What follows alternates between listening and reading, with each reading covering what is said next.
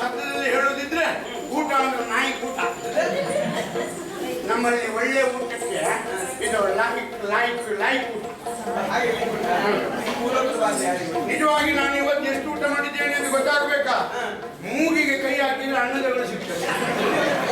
ಅಂದ್ರೆ ಊಟ ಮಾಡಿದ್ದೇನೆ ಎಂಬ ವಿಶೇಷಣಿಗೆ ನಮ್ಮದು ವಿಶೇಷಣಿಗೆ ಇನ್ನೂ ಯಾರೇ ಅದು ಸಾರು ಮಾಡಿದ್ದ ಎಂತ ಪರಿಮಾಣ ಬೆಳಗ್ಗೆಯಲ್ಲಿ ಮತ್ತೆ ಯಾರಿಗೆ ಮುಗಿಸ್ತೀರ ಊಟ ಇಲ್ಲೇ ಎಲ್ಲಿ ಹೋಗ್ಲಿಲ್ಲ. ಬೇರೆ ಕಡೆ ಹೋಗಿದ್ರೆ ಪರಿಮಳ ಬರ್ತಿದ್ದೇನೆ. ಇದು ಹಾಗಲ್ಲ. ಇದು ಊಟ ಮಾಡ್ತಾ ಇರುವಾಗ ಒಗ್ಗರಣೆ ಕೊಟ್ಟಂತ ಬೇವಿನ ಸೊಪ್ಪು ಸಿಗ್ತಾ ಇಲ್ವಾ, ಅದು ಎಡಗೈಯಲ್ಲಿ ತೆಗೆದುಬಿಸಾಡಿದೆ. ಕೊನೆ ಮುಟ್ಟಿ ಹೋಗ್ತೀನಿ ಎಡಗೈನೂ ಪರಿಮಳ. ಎಂತ ಒಂದು ಉಪ್ಪಿನಕಾಯಿ ಅಯ್ಯೋ ಹರಿದು ಬರ್ತಿತ್ತು. ನೋಡುವಾಗ ನಾಲಿಗೆಯಲ್ಲಿ ನೀರು ಹರಿದು ಬರ್ತಿತ್ತು. ಒಳ್ಳೆ ನಾಯಿಗಳಿಗೆ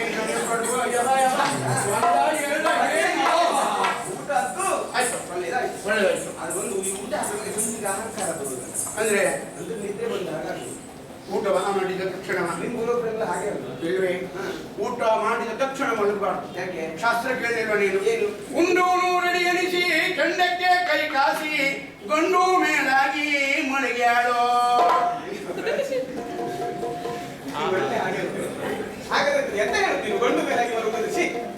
ಯಾವಾಗಲೂ ನಮ್ಮಂತ ಮುದುಕಿಯರು ಈ ವಿಚಾರ ಹೇಳಿದಾಗ ನೀವು ಅಪಾರ್ಥ ತಿಳ್ಕೊಳ್ತೀರಿ. ಉಂಡು ನೂರಡಿ ಎಣಿಸಿ, 100 ಅಡಿ ಆದ್ರೂ ಎಣಿಸ್ಬೇಕು, ನಡಿಬೇಕು.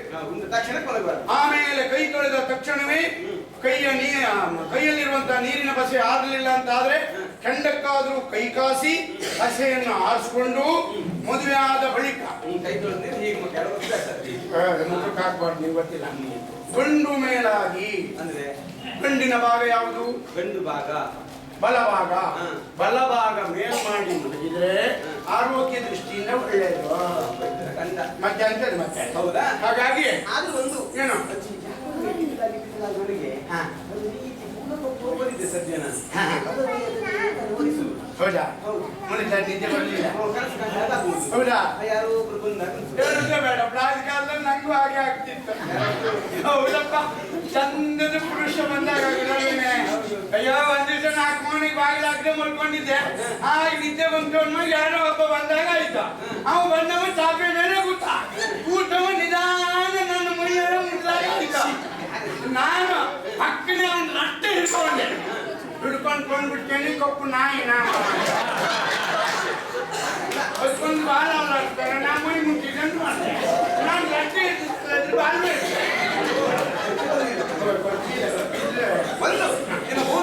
ಮಕ್ಕಳಿಗೆಲ್ಲ ನಿದ್ರೆ ಬರದೆ ಹೋದಾಗ ನಿಮ್ಮಂತ ಅಜ್ಜಿಯರು ಅಜ್ಜಿ ಕಥೆ ಹೇಳಿ ನಿದ್ರೆ ಬರಿಸುವ ಹಾಗೆ ಮಾಡ್ತೀರಂತೆ. ಅಜ್ಜಿ ಕಥೆ ಹೇಳೋದು. ಅಜ್ಜಿ ನಂಗೆ ಈ ಒಂದು ಕಥೆ ಹೇಳ್ತೀರ ನೀವು? ಆ ಮಟ್ಟಿಗೆ ನೀವು ಆಲೋಚನೆ ಮಾಡ್ಬೇಕಾದದ್ದೇ ಇಲ್ಲ.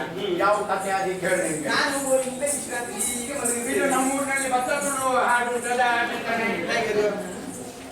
ಹಾಡು ಕೋದರಿ ಮಣ್ಣು ಓಡಿ ಮಣಿ ಬಂದ ಉಳ್ಳೇನೆ ತಾಯೇ ಮನೆಯಲ್ಲಿ.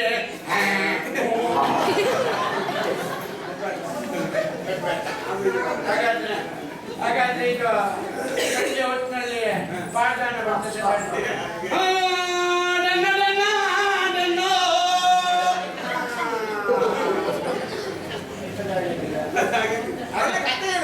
ಹಾಗಾದ್ರೆ ಇದೆಯಲ್ಲ, ಇದು ಮಕ್ಕಳನ್ನು ಮಲಗಿಸಿಲ್ಲ.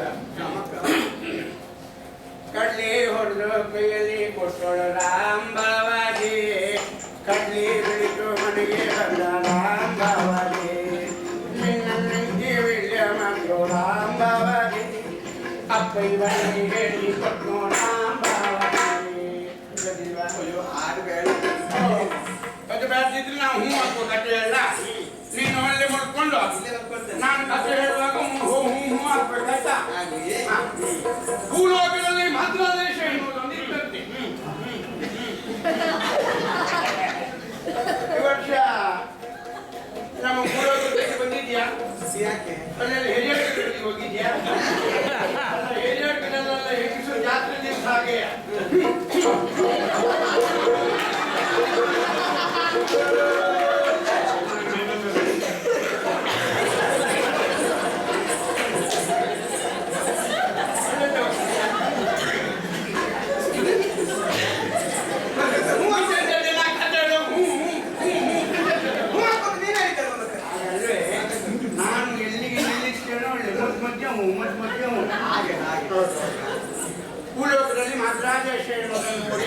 ಮತ್ತೆ ಹೂ ಮಧ್ಯ ಹೂ ಮತ್ತೆ ನಾಲ್ಕು ಬದಿ ಹೂ ಹಾಗಲ್ಲೇ ಒಂದೇ ಹೂ ನಾನು ನಿಲ್ಲಿಸಿಕೊಳ್ಳಿಕ್ಕೆ ಅದು ನೀನು ಹೇಳಿದ್ದು ನನಗೆ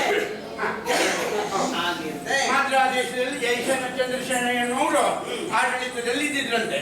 ಹಾಗೆ ಈಗ ಶೋಣಿತಾಪುರದಲ್ಲಿ ಅವ ಇದು ತೆಂಗಿನಲ್ಲಿ ರಕ್ತ ಅಲ್ಲ, ತೆಂಗಿನಲ್ಲಿ ರಕ್ತ ಅಲ್ವಾ, ರಕ್ತಜಂಗ ಹೆಣ್ಣು ಹಸುರು ಒಬ್ಬ ಇದ್ದಿದ್ದಂತೆ. ಅವ ಒಂದ್ ದಿವಸ ಓಲೆಗೆ ಕೊಟ್ಟಾಗ ಅಲ್ಲಿ ದೇವರ್ಷಿಗಳು ಬಂದ್ರಂತೆ. ದೇವರ್ಷಿಗಳು ಬಂದ್ರಂತೆ. ಬಂದವರು ಹೇಳಿದ್ರಂತೆ, ನಿನ್ನ ಅಪ್ಪನನ್ನ ಜಯಸೇನ ಚಂದ್ರಸೇನ ಅಪ್ಪ ಕೊಂದು ಇಲ್ಲಿರುವ ವಸ್ತುಗಳನ್ನೆಲ್ಲ ಅಲ್ಲಿ ಕೊಂಡೋಗಿದ್ದಾನೆ. ಈಗ ತಡ ಮಾಡಬೇಡ, ನೀನಲ್ಲಿ ಹೋಗಿ ಅವ್ರನ್ನೆಲ್ಲ ಕೊಂದು ತಗೊಂಡು ಅಂದ್ರಂತೆ. ಅವ್ರನ್ನ ಬ್ಯಾದಿಗೆ ಮಾಡಿದ್ದಾನೆ. ಹಾಗಾಗಿ ನೇರವಾಗಿ ಅವ ಇಲ್ಲಿಂದ ಅಲ್ಲಿ ಹೋದವನಿಗೆ ಜಯಸೇನ ಚಂದ್ರಸೇನ ಕೊಂದ ಆ ಬಳಿಕ ನೇರವಾಗಿ ಅರಮನೆಗೆ ಬಂದ. ಆವಾಗ ಚಂದ್ರಸೇನ ಹೆಂಡತಿ ಅವಳು ಇನ್ನೇನು ಮಾಡೋದು ಅಂತ ಆಲೋಚನೆ ಮಾಡ್ತಾ ಇರುವಾಗ ಅಲ್ಲಿ ಮತ್ತೆ ನಾರದ್ರು ಬಂದ್ರಂತೆ.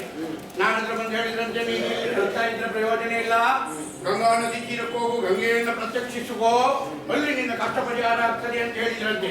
ಅವಳಲ್ಲಿ ಓಡಿ ಆವಾಗ ಗಂಗೆ ಪ್ರತ್ಯಕ್ಷ ಆದ್ಲು. ಅವಳ ಕಷ್ಟ ಕೇಳಿ ವೇದವ್ಯಾಸರು ಓಡ್ ಬಂದ್ರು. ಬರುವಾಗ ಕೈಯಲ್ಲಿ ಒಂದು ಪಿಂಡ ಇಟ್ಕೊಂಡೆ ಬಂದ್ರಂತೆ.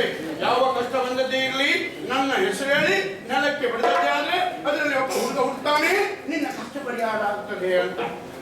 ಈ ವಿಷಯ ಆಗ್ತಾ ಇರುವಾಗ ಮತ್ತೆ ಇತ್ಲಿ ಕಡೆ ಇನ್ನಾರಾದ್ರೆ ಬಂದ್ರು. ಇತ್ತ ಕಡೆ ರಕ್ತಜಂಗನಲ್ಲಿ ಹೋಗಿ ಇಲ್ಲಿ ಏನೇನಾಗಿದೆಯೋ ಅದನ್ನು ಪೂರ್ತಿ ಹೇಳಿದ್ರು. ಆವಾಗ ತನ್ನ ತಂಗಿಯಾದ ರಕ್ತಕೇಶಿಯನ್ನು ಒಳಗೊಂಡು ನೇರವಾಗಿ ಬಂದದ್ದು ಎಲ್ಲಿಗೆ? ಗಂಗಾ ನದಿ ತೀರಕ್ಕೆ. ಇವಳು ಪಿಂಡ ಹಿಡಿದು ಕೂತ್ಕೊಂಡಿದ್ದಂತೆ. ಕೊಡು ಗಂಗನ ಪಿಂಡ